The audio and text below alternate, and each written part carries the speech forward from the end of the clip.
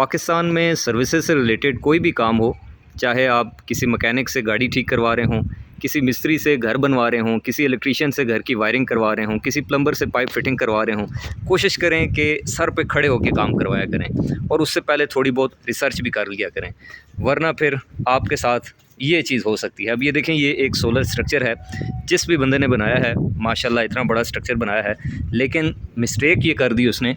यहाँ पर देखें कि बाकी सारे गार्डर लेवल में हैं, सिर्फ ये वाली जो साइड है, यानी कि ये जो 3 गार्डर हैं, ये उसने छोटे काट दिए और उस चीज़ को कवर करने के लिए फिर उसको देखें आखिर में क्या करना पड़ा है। ये देखें अब सी चैनल कहाँ पे है और गार्डर कहाँ पे है। यहाँ पर देखें, यहाँ पर भी बीच में पीस रखा हुआ है। इसी तरह ये देखें, सी चैनल और गार्डर के दरमियान में कम से कम 2 से 2.5 इंच का फ़र्क है और बीच में ये देखें फिलिंग की हुई है। यहाँ पर ऊपर देखें थ्रू आउट।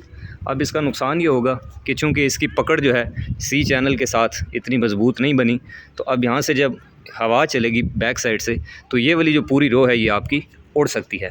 और ना सिर्फ ये, बल्कि ये जो चैनल ऐसे लगे हुए हैं ये अब चूँकि टेढ़े हो गए, तो इस वजह से अब ये देखें यहाँ पर ये फ़र्क आ गया।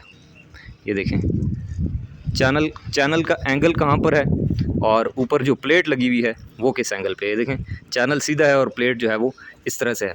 अब इसको फुल टाइट करने के बावजूद यहाँ पर देखें ये गैप आ गया है। अब इसका नुकसान ये होगा कि जब इस प्लेट के ऊपर हवा पड़ेगी तो उसके बाद इस प्लेट के उड़ने का ख़तरा पड़ जाएगा। तो ये छोटी छोटी चीज़ें होती हैं और ये काफ़ी जगहों पे इस तरह की मिस्टेक्स हैं इस पूरे स्ट्रक्चर के अंदर की हुई हैं। तो कोशिश करें जब आप सामान की परचेजिंग में, ख़रीदारी में रिसर्च करते हैं, अच्छे पैनल्स, अच्छा इन्वर्टर, अच्छा गार्डर, अच्छे गेज का चैनल और इस तरह की सारी चीज़ें जब आप ख़ुद ख़रीदते हैं तो कोशिश कर लिया करें कि वो जो सामान इंस्टॉल करने वाला, फ़िटिंग करने वाला कारीगर है वो भी उस लेवल का और उतना एक्सपर्ट होना चाहिए कि वो आपके काम को जो है वो उस हिसाब से कर सके, वरना फिर इस तरह की चीज़ें जो हैं वो आपके सामने आ सकती हैं और आपकी जो इन्वेस्टमेंट है वो ज़ाया हो सकती है।